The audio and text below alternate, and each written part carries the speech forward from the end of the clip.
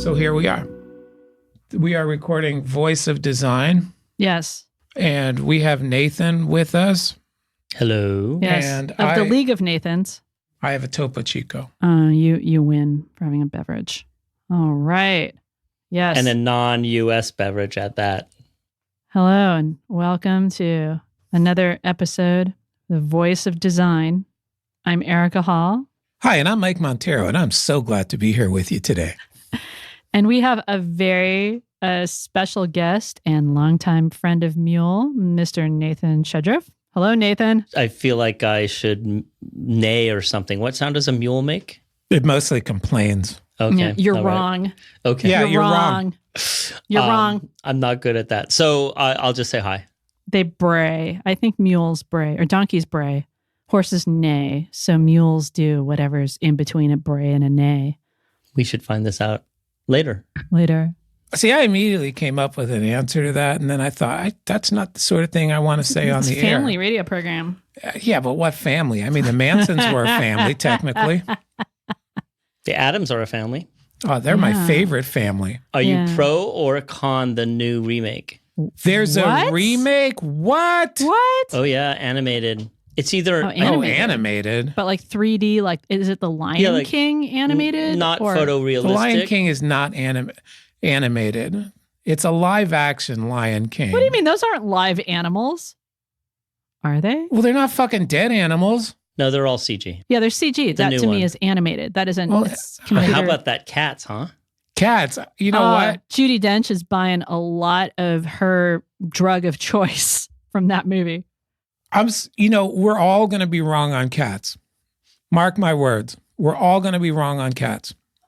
Meaning it's going to be incredibly successful, or it's not going to be successful at all? It's going to be an amazing movie. It's going to be an amazing ride. Wow. All I know is I think that happened. I was in the woods up a mountain for 5 days, completely and joyfully cut off from the internet. And I'm coming down from the mountain. No, you weren't, because you texted me while you were up there. During that brief, that was I know, because I was trying to do something and all of a sudden you were texting me. Oh, sorry for letting you know I was alive. Well, I was playing pinball. Oh, yeah, okay. So the first thing that you encountered on the internet after 5 days was that trailer? Was everybody, I'm like, oh, what are people talking about on Twitter today? And it was the Cats trailer, which at this point I'm really nostalgic for the day everybody was talking about the cat. That was simpler times when everyone was talking about the Cats trailer. I loved Cats when I was a child. I had the soundtrack, but I was too poor to actually go see the show. So I just memorized the soundtrack to Cats. Wow. Why? Because I was a kid and it's joyful and it's T.S. Eliot. And it's cats. It's poetry. Who doesn't like cats? It's people, it's sexy unitard anthropomorphic cats. Yeah. Why don't you like cats? You like plenty of comic things. I'm allergic to cats. These are synthetic cats. Are they though? They don't use real cat Erica, hair. you can't just say everything you don't like isn't real. I don't know. Yes, I can. I was a philosophy major. With thinking like that, she could be president. Yeah. Nathan. President of Cats. Nathan, thanks so much for coming on our podcast today. We're so happy It's been wonderful. Thank you for having me. Yeah. Well, we wanted to sit down and chat with Nathan because we're very interested in addition to cats. Did you like Jupiter Ascending? I liked watching it. It was not worth watching again. It was, it was entertaining. I love Jupiter Ascending. And I think Cats is going to be put in the same category as Jupiter Ascending. And what category is that? Anthropomorphically horrifying? Amazing shit shows. Just that the bigger the screen that you watch it on, the better time you'll have. I saw Jupiter Ascending on the IMAX. Wow. Nice. It was like 3 hours of sitting there going, what the fuck? Huh. And I don't regret a minute. I never saw this film. Well, it was nicely designed. Yeah. And Nathan, you are an expert in sci-fi design. You've written a book. I have written. You co-wrote a book Chris about and I, sci-fi interfaces. That was a lot of fun. That was sort of like 50 years in the making. It was all books are like that. Well, no, like my whole childhood, right? Got it. Been watching, that prepping just for that felt book that for a long long time. to write. But it actually turned out really interesting because there are these interesting lessons that we learned that are sort of crowdsourced, crowd-validated lessons about interface and interaction. Not that makes them all of them immediately applicable to commercial work, but kind of sets up a really interesting dynamic between ideas that are good for audiences versus ideas that are good for users. I have a topical question. Yeah. Is it about a skin condition? Yesterday, I read something that the U.S. Army is going to do away with touchscreen interfaces. And they're going back to like knobs and shit. Huh. Did you see that? No, I did not. I'll pull it up. That's interesting. Because, the whole, sci-fi interface thing. Yeah. Well, the whole sci-fi interface, I thought you were going to say that the U.S. Army was getting rid of physical interfaces and were instead going to they went the other way around. translucent screens that project in front of you, which is a really bad idea. No, it's the Navy, and they're replacing touch screens with mechanical screens in its destroyers because there was a crash in 2017 between a destroyer and an oil tanker. See what happens when you play chicken? Yeah. The USS John S. McCain collided with the Alnick MC, a Liberian oil tanker. It was the McCain? In 2017, August 21st. Oh, we're going deep state. We are in deep state. We are going so deep state today. Yeah.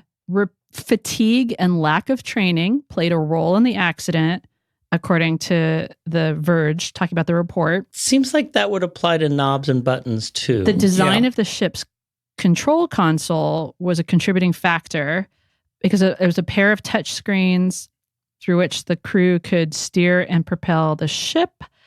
And they had placed it in backup manual mode, which removed computer-assisted help. Wow. So this is a thing. This is a thing you see in sci-fi where they're like, put it on manual. And they did it, but maybe accidentally. So any crew member at another station could take over steering. And then when the crew tried to regain control, it shifted from one helm to another one and back. So it's like the controls were overly complicated. This is like ghost mode in Super Mario Kart. Yeah, it just sort of seems like maybe it wasn't the touch screen. Maybe it was just the design of the interaction itself. Yeah. Nothing you just read made me think that. I mean, I thought they were going to say the touch screen cracked and was no longer visible, or the glare from the windows made it unusable. Yeah, or fogging. Yeah, nothing you just read says this is a problem with touchscreens. It's like this is a problem with bad design. Well, yeah, because according to the report, several crew members on the bridge at the time were not familiar with the systems they were overseeing. They were inexperienced in their roles, and many were fatigued with an average of 4.9 hours of sleep. It's like doctors. Yeah, this is... Yeah. These are all problems that interfaces can't solve. Right. Yeah, so they said update the controls and documentation and ensure the Navy personnel aren't tired when they're on the job. Yeah, the tired part really... That might be a key. Yeah. You think? I don't know. That's that and the training. Yeah, training, schmaining. Yeah, so it was the configuration of the system. I think it was whoever flagged the oil tanker that is really the problem here. You know that oil is coming out of those soldiers' money paychecks. Just like a waitress. Yes. Yeah. Yeah. So they said the mechanical throttles are preferred because they provide immediate and tactile feedback to the operators. The helmsman would have been alerted that there was an issue if there were mechanical controls. Yeah. So this doesn't sound totally like an interface. No, I mean, if you look at what's going on, like look at the Tesla Model 3, or you look at a modern cockpit in an airplane, they haven't just touchscreened everything. Yeah. There's a mix of physical and digital controls. And it turns out when you spend a lot of time researching and designing and prototyping, you can get a really good balance between what really needs to be physical and what could easily be configurably digital. Yeah, I think the key is design. Design. And- Wow. We should look into that. Yeah. And with taking human factors into consideration. Yeah, I think this is an interesting case study because what we're seeing in every situation is Every industry. Yeah. Every industry is there's a sense that technology, if you design the technology well enough or you engineer it well enough, it will compensate for humans humaning instead of understanding how human decision making works, and especially our physicality and our lived experience and our context, and our emotionality, and our emotionality, lives. And our annoying need for sleep that even pro-vigil hasn't eradicated. The Nazis solved that in World War with II. meth. Yep, Oh yeah, by inventing meth. that's right. There's that book that you read that I've not read. No meth, no invasion of France. Well, I think actually the U.S. government used meth as well in at least World War II, if not the Korean They didn't War. have it in World War II. Or maybe Korean War and Vietnam War. I mean, I'm sure we have used it. I think our spies use it. Yeah, right? I'm sure they do, but they had to get it from the Germans after that World War and the II. V1 rocket, right? Right. So they popped into Berlin, picked up a ton of meth and some scientists. Which who among us has not gone to Berlin for just that? They have a whole duty-free shop there when you leave Berlin. Yeah, they Meth do. and scientists. Yeah. Yeah. If you want a little moon trip. No, apparently, according to there's a PBS show I've never heard of before. I've been sleeping on PBS, apparently. There's a show called Secrets of the Dead. They had an episode entitled World War Speed. In this episode, they look at the use of uppers by both the Allies and the Axis in the 40s. So it made them more aggressive in combat, but they didn't know if they'd ever sleep again. It totally ruined their taste in music, too. It made baseball more fun yeah. to watch. Oh, that's what'll do it? And paint drying, too. Wow. Yeah, I mean, back when they were all on uppers, they just played a lot better. Yeah, so Benzedrine was the American version of speed Yeah, that was sold in pharmacies, and Pervitin was the Nazi version of speed. Right. So check your brands to see if you're using the that's American. before they were vetting brand names in the pharmaceutical industry, because Pervitin is probably not a good one to use. I don't speak German, so maybe that just means super powerful and awesome in German. It still gets truncated to perv, yeah. In any event, it's all design. It's all design. So this is how they dealt with human factors in World War II, was just giving the augment soldiers, the human, yeah, augment the human with more speed. And but now we're just like, some would say that's exactly what the Sackler family is doing. Oh yeah, no, they were just augmenting their bank accounts. Let's remind our generous listeners here who the Sacklers are. Well, they're one of the families behind the entire, as I understand it, one of the families behind the entire opioid crisis, because they essentially lobbied Congress to allow them to make a slight change to the heroin molecule to sell it legally. So they're not good people. Well, I'm sure if you're next door neighbors to them, they've always seemed good, because lots of people who do bad things do. I mean, it's not like they're donate a lot of money to museums all around the world, but they have not done a good thing. And this is a very common thing in our culture, in the service of money and corporations and profits. It is fairly easy to do things that are really bad for society and make a lot of money for it and do it entirely legally. It's almost as if one could structure an entire industry around that way of thinking. Or multiple, right? Or multiple. Yeah, or all of them. Spoiler, it's just capitalism all the way down. Well, yeah, I have a little, yeah. Oh. I don't think this is Do you have a rejoinder? Well, it's not capitalism. We don't live I don't in think capitalism. Nathan has gone full socialist yet. Oh. Well, I just don't think that we live in capitalism anymore. I think capitalism did a really good job of feeding people and housing people and bringing up, reducing poverty in the world.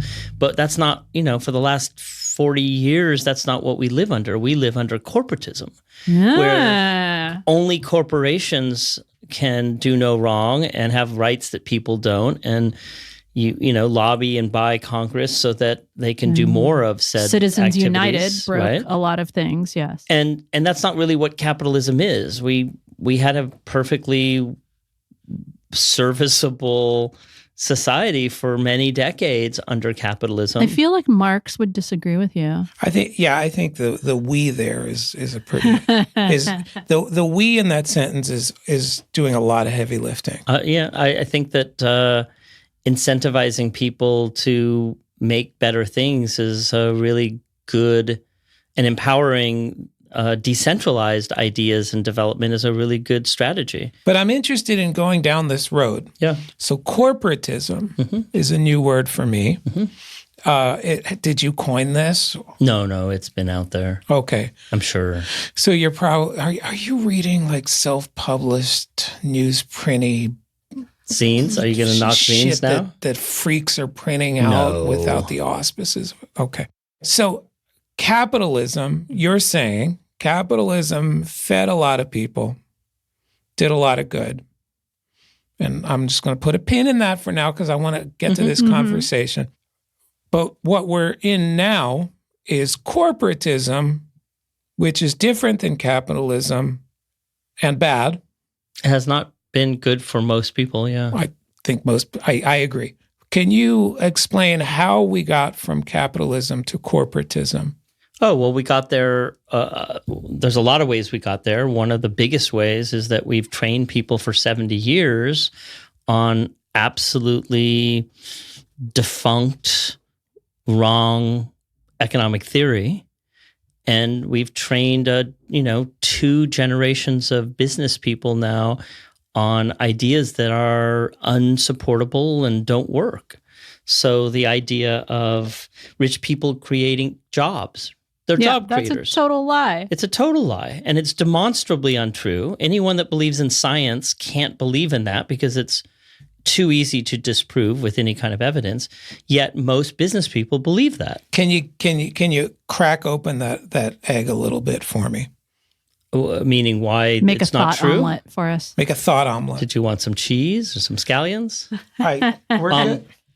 Well, so actually, So why? So rich people aren't job creators, right? you're saying. So the best way to see this is go to YouTube, type in Nick Hanauer, Hanauer. He did a TED University talk, which was brilliant. And in 5.5 minutes, he eviscerates this concept that rich people create jobs. Here's a billionaire who self-admittedly got lucky that he got to invest in, Costco and Amazon or wherever he made all his money. And he is very much a proponent of many of the fiscal policies that I think that you would agree on, but he's not a socialist. But he also doesn't think that money is the measure of everything. And it's easy for him to prove, and he much better than I, that first of all, if we were, I think he shows a graph of, unemployment and employment and says, we've never had more rich people in the world. If it were true that rich people create jobs, then we would never have more jobs available than today, and that's just not true. Yeah. But it comes down to, rich people have the same needs we do, only sometimes a little more, with more yachts. But for the most part, they can only wear so many clothes and buy so many cars and houses, and if you have $1 billion, you are not contributing back into the economy at the rate of someone in even the upper middle class. So their money goes to hedge funds and overseas accounts, and it goes into all sorts of things that don't help the economy. Yeah, it doesn't go into the local, actual, they're not buying things that have that multiplier effect in the economy. What helps the economy the most, and who's doing it? Middle class people with jobs.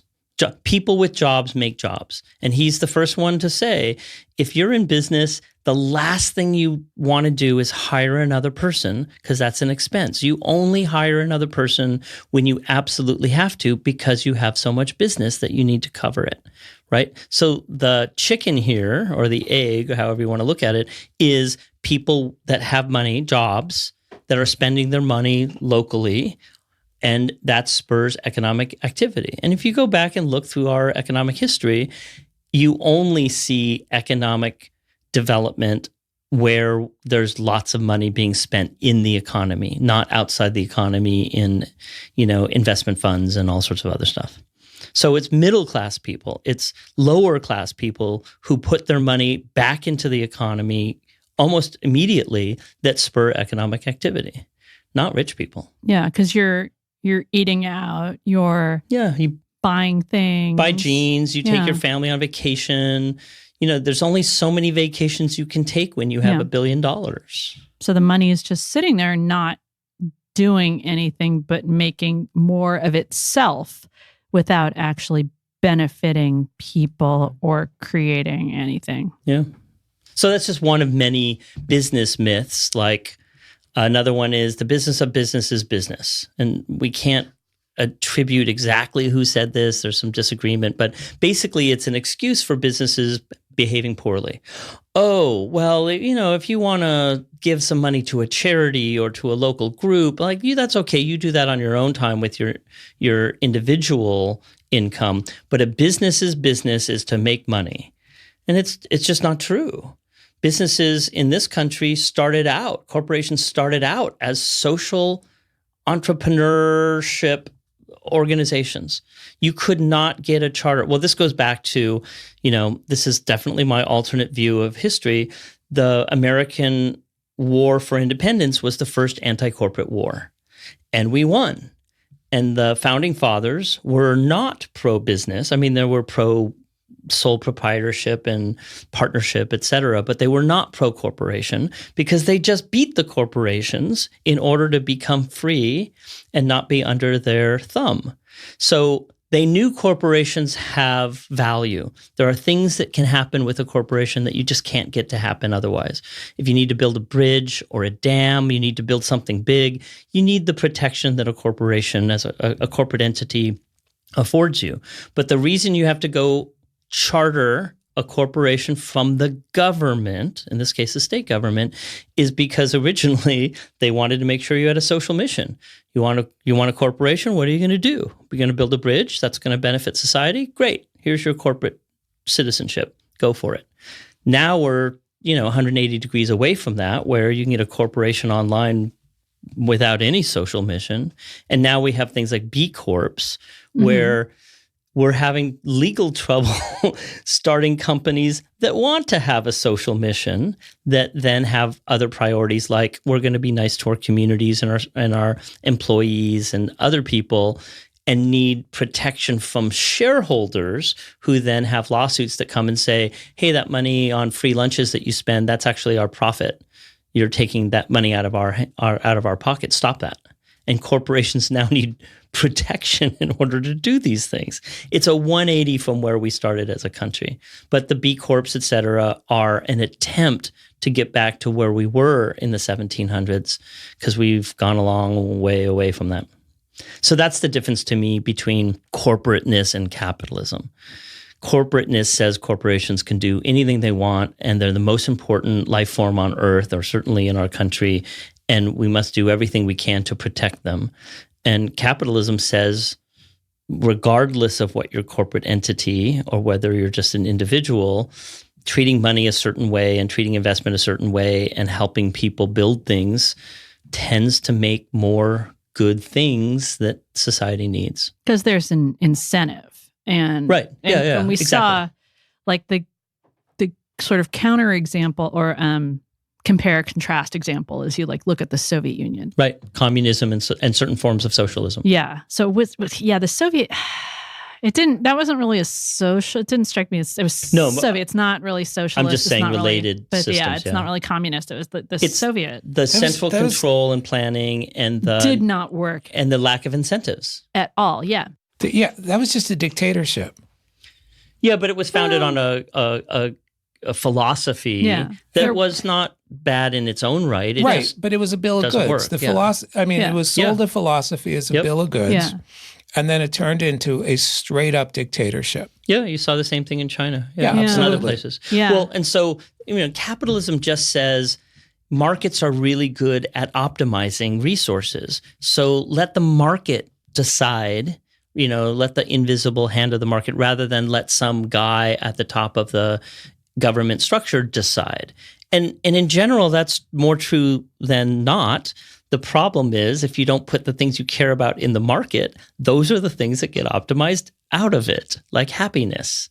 If there's no variable for happiness in the market, it gets optimized out really quickly. Well, and I think also what we're seeing now is like you can't just have capitalism because there are some things that are social goods that the market does not reward. Yep. And that's the issue with like healthcare. We're especially seeing that now in America. And transportation, like through these ride-hailing apps, especially, and these other forms of transportation experiment that are going hog wild in San Francisco, which is a tiny city for those listeners who have not been here. We punch above our weight. Oh my gosh, we're like a tiny city, and all of these transportation experiments are clogging our streets. So you like trip over scooters, not as bad in LA. But and it's going to only get worse with automated cars, sadly. Put a pin in that because I have a. But I hear what you're saying, and you're right. So self-driving cars are the killer bees of this generation. No, because I think that are actually going to happen. Well, we all thought killer bees were coming too. Not all of us thought. I mean, like. Even when it was a huge craze in the 80s, the projections still were like, oh yeah, they're not going to get to California until like 2000 something. The mania that the media creates is usually way in advance. But your point, Erica, about there's no one right system, and I don't think there ever can be. But I think we need to recognize that there's this frisson or this interplay between something that we would normally term capitalism and something that we would normally term some form of socialism. Right. And they have to be able to live together and interact and sort of balance each other out if we want the society that we want. Absolutely. And that's a design problem. That is a design problem. And we should probably mention to our listeners that this is an area where you've done a lot of work. A fair amount, yeah. Because you ran an MBA program. Yeah. Yeah. I got this amazing experience, this great opportunity that no one gets, which is start a new MBA program with no history, no legacy. So there's nothing you have to kowtow to, no faculty that you have to satisfy in an academic sense. Start with a blank sheet of paper. It was a total design process, right? So how do you, and most people think of the DMBA as, oh, how cute. Like you're going to teach business to designers. That's probably really necessary. And we did some of that, but really the charter was create a prototype for an MBA program for the 21st century. And that's what we were always doing was, what do we need to teach now that's different? What do we not need to teach? What do we prioritize? What do we want to jettison? And then not just curricular, but in a pedagogical sense, how should we be teaching differently these things? And that was great. That was 10 years of awesomeness. Yeah. So what, I don't know if you can summarize 10 years of awesomeness in one sentence, but what would you say are the big differences in this program? Well, and I can't speak for the program today because I've been away for 3 or 4 years, and it's definitely evolved. Yeah, during the time, right? The core of your work. The big things were, we can't teach the same old bullshit, right? Like rich people create jobs, so we can't teach the same economic theory. But our students still needed to understand neoclassical economics, but they also needed to know where it was broken and what might replace it. So we never had time to introduce them too much to ecological economics and environmental economics and especially behavioral economics, but at least that was part of the core, not some obscure elective that you might be able to take. We also taught them in a studio context. So they had studio classes where they had to make solutions every semester, sometimes twice a semester. And that making was very designerly, obviously, is not something that most business students get. I mean, they make presentations and they make plans, but they don't make solutions and they don't make, products and services, et cetera. So that was a piece of it. And then the other thing is that, there were a lot of under the radar things, like the most important class in the whole program was something called Live Exchange, which is all about communication and collaboration skills. Oh, that is so. I was just having a conversation with a client today about how that is not taught as a skill. Yeah. And that's a huge failure point that's invisible to most organizations. Organizations, academic programs, it's seen as a nice to have at best, especially for women. Oh, go into HR and learn. Oh, yeah. Well, it's seen as an attribute of an individual Yes. rather than as either a learned skill or an organizational dynamic. Well, and when you sit down and think about it, like, what is the majority of your interaction in your whole life? Communication and collaboration, hopefully collaboration. So we around knew, a topic or in a domain, and everybody focuses on topic, domain, so-called hard skills, and completely hard skills. Yeah, Oh, that's, God. That's speaking of the military. Soft skills drives me up the fucking Well, wall. or soft sciences or soft kill anything, me. right? We can go back to our discussion about the Navy, because you Please. know that hard skills and soft skills were a construct of a military training program. They were just trying to figure out a term. It was such Robert. But the military is better at teaching these sort of leadership and communication skills than most degree programs are. But that wasn't the intent of the designation. Right. The intent of the designation was just, what do we call the skills we're measuring? How do we differentiate those from other skills? And they happen to call it hard skills. And they're like, oh, now we've established one side of a dichotomy. Oh, now we're going to talk about the other skills. Let's just call those soft skills. Yep. And this is something that if you look in the literature, in the practice, in the way HR departments and hiring and recruiting and all of this talks about these things, people take this as a real thing in the world, as opposed to a completely arbitrary designation that was made ad hoc in a particular context. And nobody knows where this comes from, but everybody's like, oh, of course, these are things that exist in the same way that like right brain, left brain, which is another fiction. Another thing, And so I would love to and so you're recategorize like skills and competencies like that. But and you're absolutely right, but the designation ultimately, I don't think is the problem, because there's always going to be people that denigrate the invisible as not being real, regardless of what it's called. That is the problem right now. Getting back to the business program, and we knew that this was the single most important class in the whole program, but we also knew no one's going to come to the program, we're going to hug. CCMBA, right? So we did do a lot of things that were sort of not bait and switch, but a little under the radar. A little stealthy, a little Trojan horsey. Horsey is a good way to say it. And I used to tell people, that these are the skills in that class that my students were going to use for the rest of their lives. That you could, they could win the lottery and never have to work a day in their life, and they're still going to use these skills. And then, of course, one of my students won the lottery. So that was sort of like a truth, whatever. Wow. But wasn't that much. He lives in San Francisco. It was enough to like put into a bank account for his kid's college someday. But it was still, in any event. So it was an opportunity to rethink all of these things, take a designerly approach to them, and use new tools, which is, I think, another big part of the problem, is that we use these antiquated tools that don't even have places or variables for the things that we care about. And when you say tool, I think you're using tool in a specialized context. We're not talking about Figma or Sketch. We're talking about frameworks for thinking and problem models solving. And exactly. Like I'm like a hammer. We came up with a new.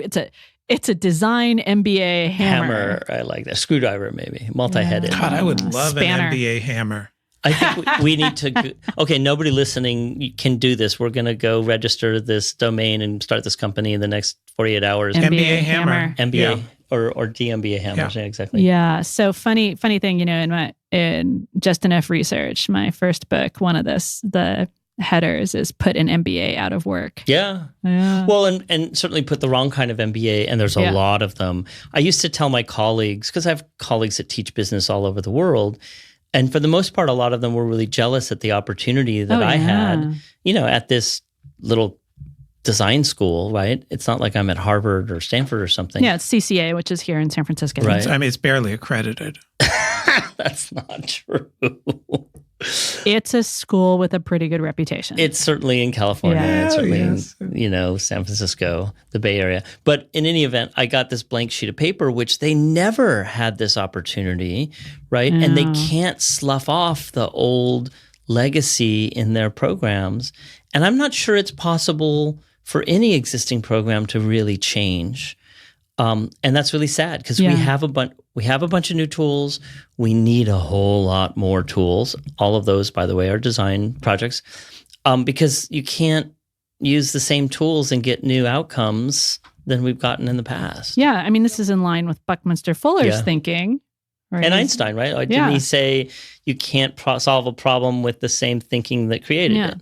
And Buckminster Fuller said, if I want to change how you think, to paraphrase, I will give you a tool, the use of which will change how you think. So, man, there was a designer, right? Yeah, but he was, the problem with Buckminster, fucking loved Bucky, Uncle Bucky, right?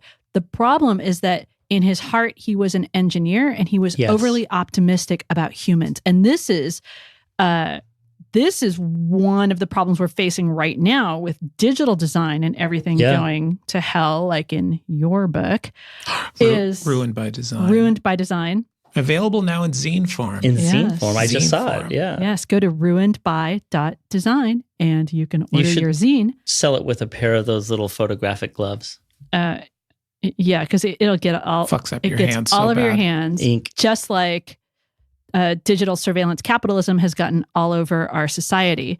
So the problem is that I think a lot of these designers, if you read it and you work at Twitter, you can have blood and ink on your hands. I think there are designers and engineers who are not well-meaning, but they go into these complex problems without the tools, without the correct tools to solve the problem or to understand or articulate the problem, and they are overly optimistic about human behavior. And I would say, like Twitter, which started right across the hall from us, we knew and were friends with several of the people there, and they were not Jack. evil per se, but I think they went into it not at all considering the human capacity for abuse, for stalking. Well, they never encountered any of it before. Yeah, because they came from a place of privilege. And so they had this optimism that came from this blind spot. And I think Buckminster Fuller had kind of the same thing where he's like, it's possible to have a planet and a society that is like omni-sustaining or whatever sort of Fullerism he used for that.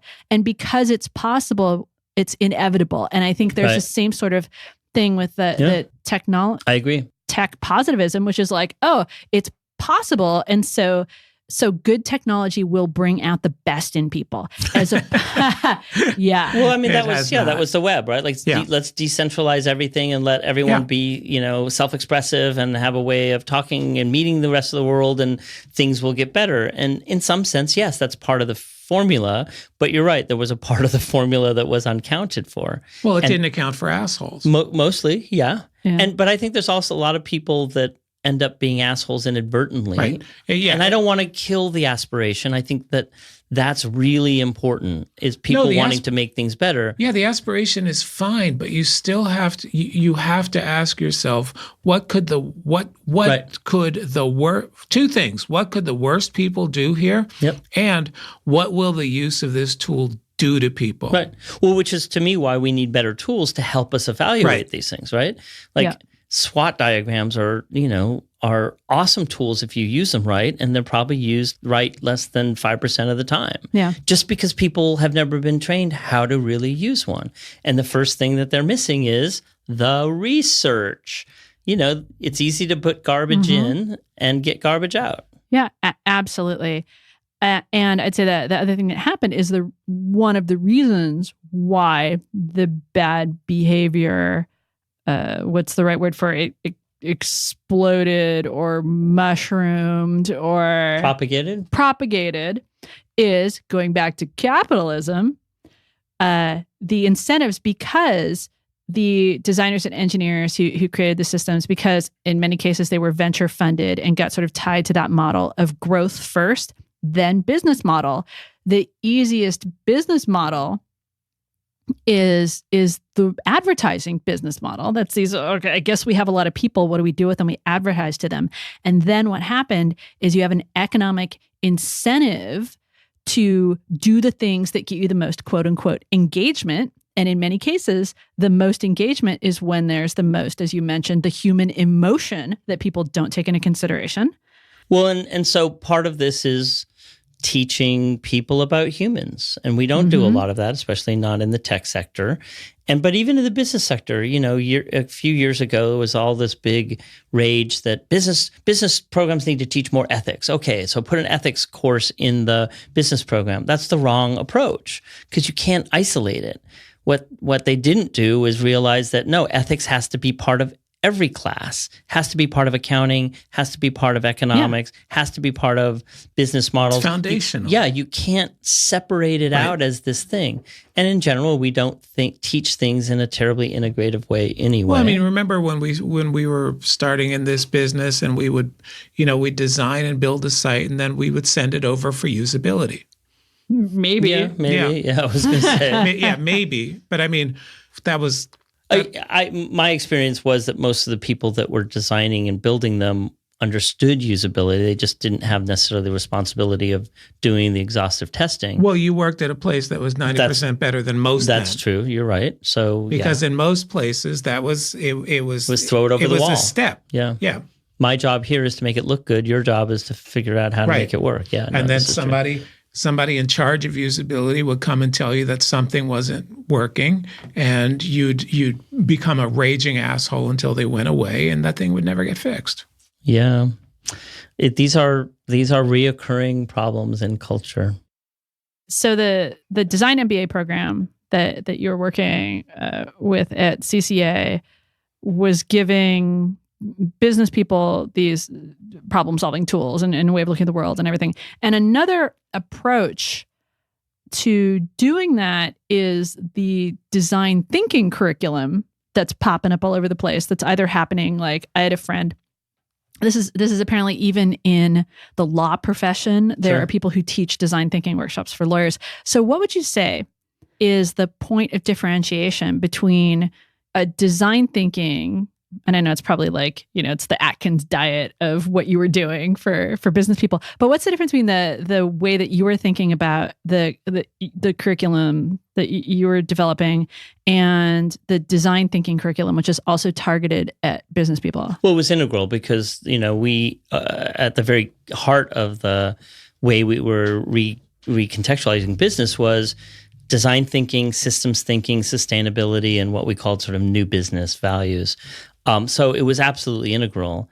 And, to me, design thinking, the big contribution that design thinking brings to problem solving and other forms of problem solving, like scientific method and adductive and inductive thinking, whatever, is sort of an experimental approach, but different than scientific thinking.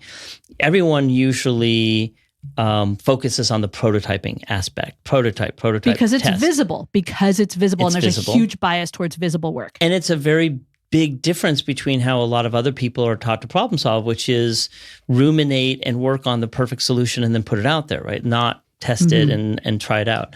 But the piece that most people miss about design thinking is the reframing part. And you can only do the reframing based on the qualitative customer or design research.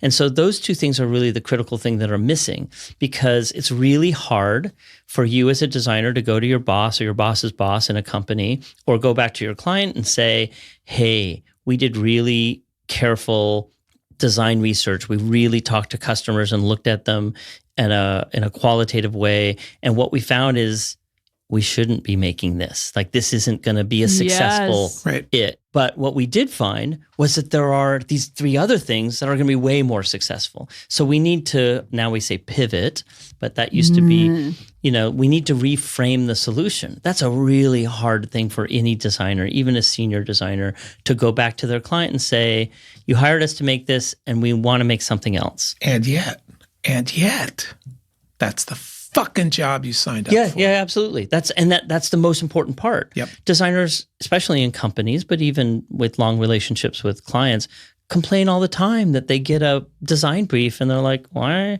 are we making this? This is not the right thing. And it's because often designers are the closest people to the customer, understand the customer in ways that no one else in the company other than maybe customer service understands. Sometimes. And well, if they're doing their job right.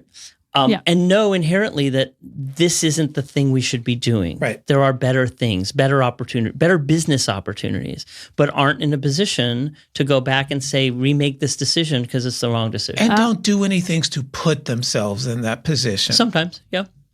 I mean, that's it's getting better. It's not as bad as it used to be. But let me take a rant break. Okay. We should have like a drop for this. You like do need an audio cue for an this. audio cue for a rant break. Rant break. So, I've seen designers complain that people are telling them what to do. And then once people start saying, hey, you figure it out, they start complaining about that. Yep. This is the job that you signed up for. It takes having these arguments. At some point, you're going to have to hopefully get tired of spending your days pushing pixels around a screen and realize that the important stuff to design goes way beyond that. It has to do with pushing much more molecularly complicated things around a board. And that's when you actually start designing. Yeah, everyone has to be a systems designer. Yeah. But part of the answer to that isn't just admonishing people to say, hey, this is part of the job you signed up for, you didn't realize, but now you have to do this. It's giving them the tools to actually do that, because you can't just drop them off and say, you go back to the VP and say, this is the wrong thing. And you want to make, you need to understand their perspective. You need to understand how the decision was made in the first place. You need to understand the business context for why that decision was made. You can't just go back and say, I don't think this is right. I used to tell this story to my students all the time. You're sitting in a C-level meeting, you're in the boardroom, and there's 3 solutions on the middle of the board table, and the CEO turns to you as first turns to you as a designer and says, here's the 3 options. You think we should choose option B, why? And traditionally, designers are sort of taught to sort of hook their neck back and twirl the hair and go, well, it looks better and it uses this typeface and I like this and I was inspired by this and blah, blah, blah. Great. Now that CEO... At which point their seats should eject. Now the CEO turns to the VP of marketing and says, well, you think we should do option A. Why? Well, we polled the audience and the market share or whatever, and 63% more people are going to buy option A than said they would buy option B. Okay. That may still be wrong. It may have been bad research. In fact, I can guarantee you it was probably bad research. Absolutely. So, but you're the CEO. You need to make a decision, and these are the 2 arguments you have. Which one can you trust? You're going to trust the guy that said 63% more people said they'd buy option A. Right. And that's a design problem in the sense that designers need to be able to walk in and know how to confidently say, I know you heard this. I know you think this. I can show you differently. I can show you this, this, and this. And this is why this option should be the one we choose. And they just, most of them aren't taught. Yeah, right. Because, as you said, they're never taught. Because sometimes, a person pursuing a business or marketing career could be exposed to design thinking. But what I would love to see more of, and this is the thing I'm most interested in now, is business thinking for designers. And engineers and everyone else. Well, yeah. Yeah, and, absolutely. And the problem is because it sounds often like the opposite of every reason somebody went in to be a designer. And I think this is because we're operating on an obsolete definition of design. And an obsolete one of business too, yeah. Yeah, and where it's as a designer, I create an artifact and hand it off, and I'm the sole author of this artifact. I can put my name on this thing. I'm going to be the Dieter Rams of food delivery apps or something like that. This is still the model of design that we have. I think that's changed a great deal, actually. Most reputable design programs around the world have not taught that way in, 10 or 15 years, but that's still half a generation. So that means everybody's manager thinks like that. Yeah, pretty much. Yeah. And certainly the people who are in the, position of investment or oversight or governance or, executive administration still probably think that way. And so what's happening is that because the growth capitalism venture-backed model is driving so much of, if not all of the work that's being held up as an example or an ideal, the people who come in to this as younger designers, if they've received a design education, if they've received one that is more holistic and systems-based, are forced to produce so quickly in these quote-unquote delivery-driven environments. But it's agile. That they don't have a moment Right. to have that conversation. They come into these environments and it's like, okay, produce, because they're in a position, even if they have the background, they're in a position where it's like you are feeding the engineering and developing machine. Yeah, I mean, this is the history of Microsoft, right? Through the 90s and the 2000s, nobody on the planet spent more money on doing design research and qualitative research and user research sort of the right way than this company. And it never made it to the products for two reasons. One is it was always too late for that design cycle, that engineering cycle. Oh, we'll do it for the next cycle, right? And so that cycle never comes. And two, there was never anyone at the C level who could say, nope, that's not shipping because it's not good enough in this way. Because nobody had a good definition of good. Well, but there was no authority there. Yeah. I mean, I think people had, everyone in the C-suites were buying nice cars and nice houses, and they knew what good was, but no one was willing to say, no, delay this product because you fucked up this aspect of it. Mm-hmm. And without that, you don't, there's no power in design. Now, that's a different kind of design than an effete, power mad, self-absorbed person sitting in a Segmester. VP of design. Oh. I didn't say that. A VP of design or a Seed, chief design officer role who doesn't use that authority in the right way or has the wrong understanding and appreciation for design too. Why would they have changed if everything was working out for them? They had no motivation to change how they were doing, how they were working. Because I think lots and lots of people want more in the world than just a nice house and a nice life. I mean, I think there are, especially designers, have always been motivated by make the world a better place. Now that I don't believe that. For a long time, I think that was reduced to make it prettier in the way that I think is pretty. But I don't think anyone goes into design wanting to make the world worse or uglier. They just do it as an accident from what they were trying to do. Yeah, because they have a bad model of human behavior. And I think this or is no where, model, yeah, or no model. No understanding, yeah. And I think this is where behavioral economics comes into it, because I think interactive design is essentially just a presentation layer on behavioral economics. Yeah.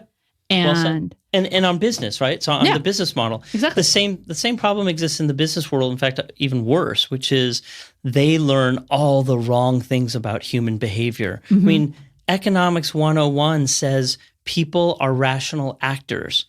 Can you name one? Not at all. No, because it's not true, right? So business people, in fact, are taught to take the humanity out of business because the business of business is business. Deal with that in your personal life. So they don't make room for this at all. And even on the marketing side, which used to be a little bit more humanistic in terms of a holistic understanding of people. Yeah, they at least know something, emotions, stories. Manipulate. Whatever's good for us, we'll convince them to buy, has gotten ever more increasingly quantitative, right? Yeah. So now the data will tell us the answer. And this is the worst part of where we've come to. Mm-hmm. And if you want to say what really infected capitalism to become corporatism, it's the quant approach to everything, the quant optimizing of everything, that numbers are the answer to everything. Yeah, and that comes from that other terrible business maxim, if you can measure it, you can manage it. Oh, God, yes. There you go. Yeah, and that is just... Tell that to Uber, right?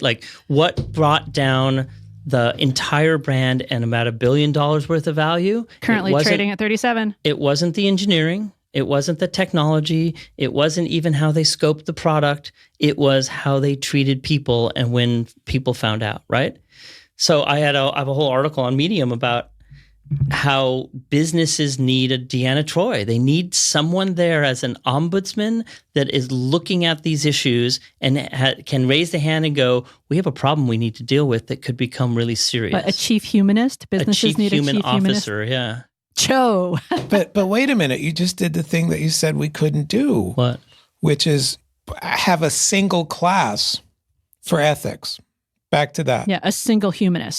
So a single person in charge of humanity sounds like a single class for ethics. Yeah, so let me be more clear about this.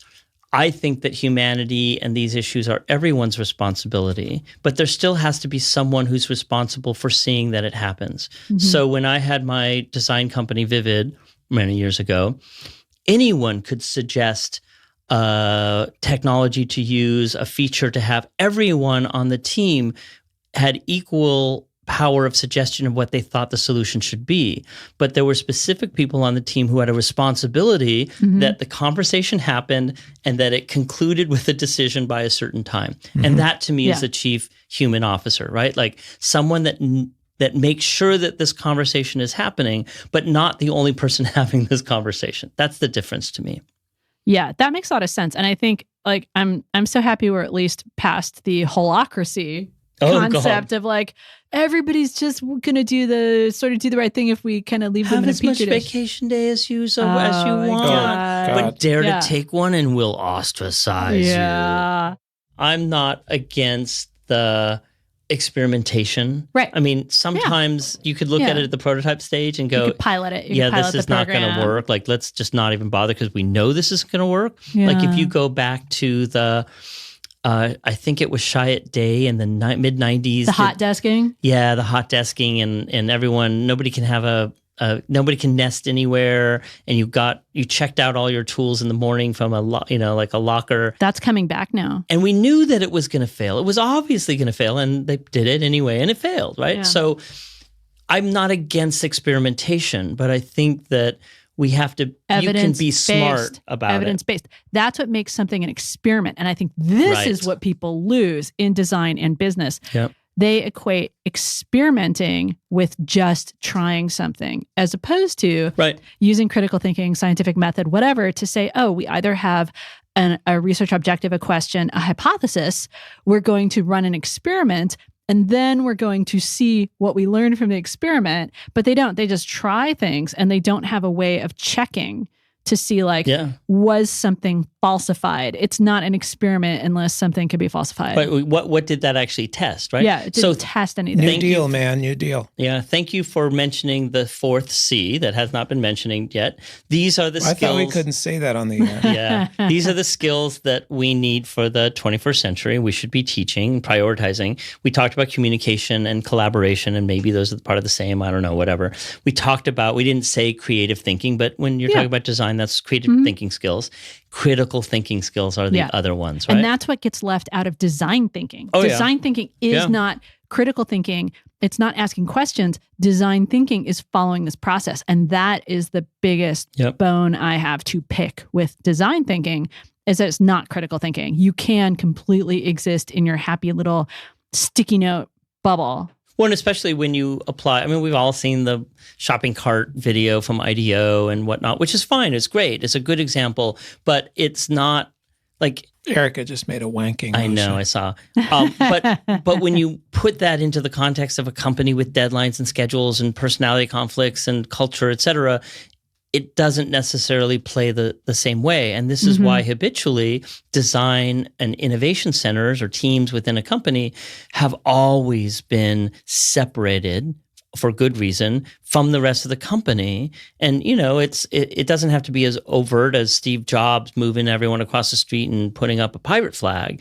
But inside big companies, the same thing happens because design thinking needs some critical thinking, and creative thinking needs some space to happen, and they need some time to happen. And they're often not given that, especially in big enterprises. Yeah, they need to be separated from the day-to-day operations because the way of running those operations is always backwards looking. Yep, you're absolutely right. And because forwards looking is exploratory, and there are risks. And if you do it right, you're always making a lot of small experiments, placing a lot of small bets, taking a lot of small risks, but you absolutely have to separate that from, the whole thing, going back to corporatism of shareholder value. Exactly. Because these things are not like what you learn from a failed experiment could be 1,000 times more valuable than what you learn from continuing to make minute optimizations to the current operation. Well, this is why things like there have been companies who have tried to take a process like Six Sigma, which is really good for optimizing manufacturing, and apply it to innovation. Because, hey, if it's really good here and I know how to do it, I can go do this now, right? Because that's the more fun thing anyway. And it's the antithesis of the method, right? So, yes, you need time to incubate new solutions. The other thing is that too many corporate cultures can't make room for competition within the organization itself, because if you're coming up with something new, necessarily you are probably going to cannibalize someone else in the company, and they're not going to like that. So it's in their best interest to fight it in the worst possible way, where they do it as like a weird sort of internal semi-secret bake-off. I've seen this happen in big organizations. Like Amazon having 7 teams or 5 teams working on the same thing and not letting them talk to each other. I've seen this again, which is the other way they handle it, where they're like, oh, we're going to have innovation and internal competition, but we're going to do it in this really unfair, mean, like terrible way of setting people against each other. And so that's not good either. To me, this is because they're not thinking of it creatively and they're not thinking of it critically, and there's no respect for humans being humans. This sort of goes back to the old VC adage that nobody knows what's actually going to do and succeed, so we'll just spread our money around willy-nilly. Sort of like how some movie studios like fund a bunch 10 of volcano pictures, crappy movies that everyone knows is going to be crappy. Yeah. I'm going back to cats here. Yes. They hide under the adage, well, nobody really knows what's going to be a success. If you think critically, if you think creatively, you can at least narrow down those things. The smart investors don't throw their money everywhere. The smart investors aren't afraid of taking a chance, but they put them into, investments that they've thought critically about, not just sort of spun it around because nobody knows. Yeah, there's a quote I use a lot from this Wall Street Journal article that I think is called The Power of Thick Data, which is all business is placing bets on human behavior. Yep. You'll never be certain. Internal or external. Yeah, internal or external. And you have to have evidence to be making informed decisions about human behavior. By the way, Thick Data would be a great Star Trek spinoff. Or not a bad band name. Thick Data. The backup dancers are lit. Like, what did he do after the? He got thick.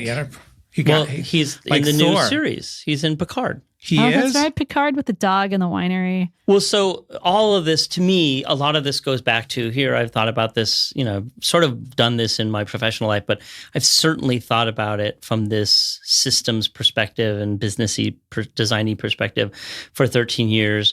And we have built new tools. We've identified tools. And so to me right now, my priority is how do we get these tools out there to people? Mm-hmm. And some of these tools are still only conceptual. Nobody's actually made a triple bottom line or integrated bottom line spreadsheet yet. Yeah. But some of them are like there. We use the business model canvas every day. And so there's an evolution of it called the Flourishing Business Canvas. We know about stakeholder analysis. We have some of these tools. Yeah. And so now we have to get out there and get people to use them. So I've restructured my entire website now around these tools and, download the tool here, or maybe there's a note that says, hey, this would make a great design project for you because no one's made this one yet. Yeah. But I think that's where we're at, is we need to train people in how to do these things differently. Yeah, because I gave, I worked on an idea that was an evolution of the triple bottom line with the triple storyline. Yeah, and exactly. I love it. I gave the talk in London for the first time in London. Yeah. And people really liked it. And so many people came up to me afterwards. But their question was like, who's already using this right now? And because to go back to their boss, they had to point to like, the person next to me on the plane when I was doing the presentation may be doing it. Like that's it, right? Because these are new ideas. Yeah, and everybody was like, I want to know. This sounds great, but who else is doing it? And I'm like, feel free. No one's doing this right now. And that's the problem. That's the blue ocean strategy. Oh, no one's doing it. Yeah, well, so designers are good, real designers, systemic designers that aren't just making things beautiful. Not that beautiful things are bad, but like design thinking designers are model makers, and we need lots of new models, and then we need the tools to use those models well. And that's, I think, where we're really at as an industry. We can have all the, book cover competitions and poster competitions. That's a certain kind of design, but we are not spending our resources, chiefly time, around making better design tools and better design models. Yeah. So really, really quickly. So I want to just talk for like a minute about your update to your book. Yeah. Because you wrote a book 10 years ago? Yeah. Design is the problem. And then you updated it to Design is the solution. And so what has changed and how and what role do you want this book to serve?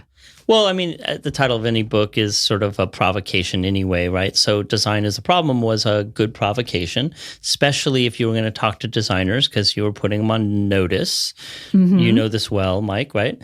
It gets their attention. And so most of the book is the same. I've updated examples. There's a bunch of new tools there.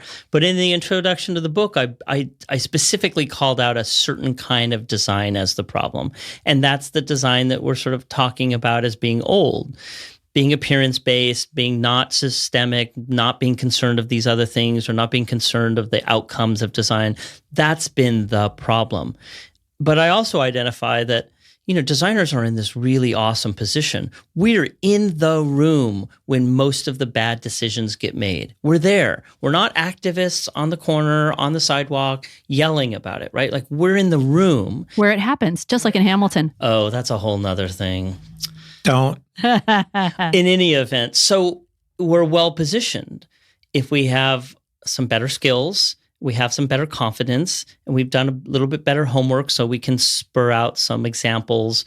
We can help change those decisions. We can make it more possible for better decisions to be made in that room rather than worse ones. And that's the Design is the solution part, which is, we're going to have to create our way out of these problems. We're not going to just sort of sit down and shut up and nothing going to happen and they're going to solve themselves. So we need new solutions. That's a designerly process. We just need to make them better solutions. So I think design is the solution to fixing things because not design is not the solution either, right? We just have to be better designers. Which starts with being better human beings. Yeah, I think so. More full human beings. I agree with everything that you just said, and except when it's people that have to be responsible doing it. No, where I'm still stuck is we're still convincing designers that there's a problem. Yeah, in some cases, I sort of feel like the designers that I see, I still teach. I think that this is my 19th year of teaching. I think all the students, at least, they know there's problems. The students do.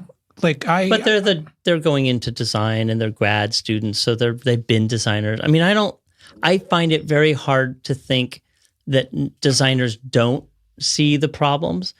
I think the problem is, or the challenge is for them, they just don't know what the hell to do about it. It's not that they don't want to fix things. No, they don't want to do. They Well, because it's really daunting. You're telling me I have to get an MBA and then I have to understand economics and I have to do this? Well, step one is actually pretty easy. Well, care. Well, okay, step two. Okay. Stop working. And do what? They still need to make a living, right? I mean, I don't think it's easy. Well, I mean, we're probably going down a path here that you don't want to go down. Not being a full socialist yet or anything, but I have to go because I have to go oil my guillotine. Excellent. Because it does need oiling every 3 hours. Well, and Rupert here has already said it's time. We've been in this room too long. Yeah, he's like, hello, I'm here to give me snacks. Exactly. To be continued later. Yeah, to be continued. The revolution is to be continued. And then we'll talk about Hamilton. Right. Yeah, so it's really handy. I do not like Hamilton. You mean the fact that it's misogynist and homophobic? Oh, nothing. We'll leave it at that. If you're interested, this is the guy who was telling us about how great things were in the 1700s. Holy shit! Take us out, Erica. So it's really she doesn't get a vote in your world. Oh, so if Rupert is saying, "Let's go have some snacks." So if any of you are interested in reading Design is the Solution or Make It So or any of other Nathan's fantastic thinking and writing, it is very easy to find on the internet at nathan.com. When did you get Nathan.com? I think it was 93 or 94. And I felt really bad about it, by the way. I felt so bad that one Nathan was taking Nathan for everyone, that now there's always been from day one a page of the other Nathans. So now it's the League of Nathans. And who are the other Nathans? Like who's everyone with the name Nathan or Nathaniel? Well, I figured that out, Nathan. I can mobilize like 500 Nathans with one email. So you watch it there, man. This is how we're going to solve design. What? So I'm going to get audited? They're going to show up in your front door someday. And no, we're going to leave it for more important things. There's nothing less scary than an army of Nathans. Nathan means gift. Except maybe an army of Brendans, but they probably have roofies. What's the worst army? Chad? Ugh, God. Army of Chad. Army of Karen? Army of Brenda. Hey, I have some really good friends named Brenda that are wonderful. We're out. Okay. Bye. Thank you so much for listening to another fantastic episode. Was it? Was it? We like to leave with a question and a provocation. Was this worth your time? You can let us know on Twitter at VODROCKS, VOD_ROCKS. And we look forward to inspiring and hopefully entertaining you next time. Bye-bye.